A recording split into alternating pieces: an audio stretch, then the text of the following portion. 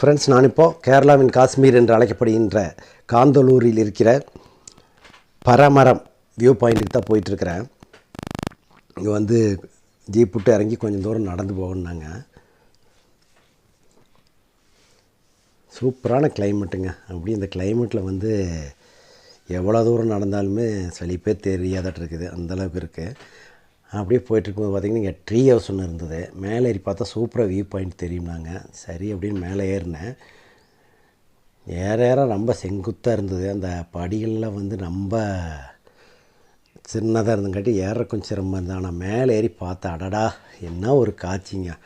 அப்படியே சுற்றிலும் வந்து அந்த பனிப்பொழிவும் அந்த மலையோட பசுமையும் அந்த தூரத்தில் தெரியும் அந்த காட்சிகள்லாம் வந்து அவ்வளோ ரம்மியமாக அவ்வளோ சூப்பராக இருந்ததுங்க. சூப்பரான ஒரு அல்டிமேட்டான ஒரு பிளேஸுங்க.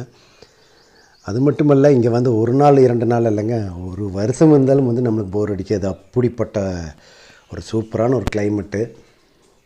நிறைய பேர் வந்திருப்பீங்கன்னு நினைக்கிறேன். ஆனால் நான் வந்து நிறைய வரும்னு நினச்சேன். ஆனால் இப்போ தான் வந்து நான் வர முடிஞ்சுது. ஆனால் இன்னும் ஒவ்வொரு இடம் வந்து நான் என்ன நினச்சேன்னா, சரி நம்ம கார்லேயே போய்க்கலான்னு நினச்சேன். ஆனால் பார்த்தேன் இங்கே நம்ம காரில் வேஸ்ட்டுங்க. வந்தோம்னா அப்படியே வந்து நம்ம ஸ்டே பண்ணுற அந்த லாட்ஜில் நிறுத்திட்டு ஜீப்பில் தான் போக வேண்டியதாக இருக்குது. கண்டிப்பாக எல்லா பார்ட்ஸை கலண்டு விழுந்துரு அந்த மாதிரி இருக்குது தடம் எல்லாமே குழியான. இதில் எப்படி தான் ஓட்டுறாங்களோ அந்த ஜீப் டிரைவர் உண்மையிலேயே நம்ம பாராட்டணும்.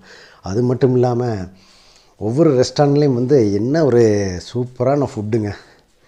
அருமையாக வந்து ஃபுட்டு தர்றாங்க. அட்டகாசமாக டேஸ்ட்டாக இருக்குது. அது மட்டுமா சாப்பிட்டுன்னு வச்சுக்கோங்க, அது சாப்பிட்டது அப்போவே வந்து பசி ஆயிடுது. அந்த அளவுக்கு வந்து கிளைமேட்டு என்ன சாப்பிட்டாலுமே உடனே ஜீரணமாகிடுது. அதுக்காகவே வந்து இங்கே ஸ்டே பண்ணி சாப்பிட்டே இருக்கலாம் போல் இருக்குது. ஓகே ஃப்ரெண்ட்ஸ், சரி நண்பர்களே, மறக்காமல் அப்படியே ஒரு லைக்கை போட்டு வைங்க.